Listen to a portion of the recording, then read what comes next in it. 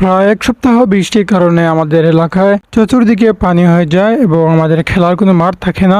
তাই ভাবলাম যে তাহলে কিছু ট্যুর দিয়ে আসি। আমাদের এলাকার একটি প্রান্তরে চলে আসি এবং সেখানে আমরা একজন ভাইকে বড় জাল দিয়ে এরকম ভাবে মাছ মারতে দেখি। আলহামদুলিল্লাহ উনি অনেক মাছ পেয়েছেন এবং এর মধ্যেখানে আমি আপনাকে একটি মেসেজ দিতে চাই, আপনারা কোকাকোলা এবং পেপসি কোম্পানিকে বয়কট করুন। আমি কোকাকোলা এবং পেপসি কোম্পানির যে লিস্টটা আছে আমি কমেন্ট বক্সে দিয়ে দেবো, আপনারা সবাই পড়ে নেবেন এবং এই ধরনের পণ্যকে আপনারা অবশ্যই বয়কট করুন।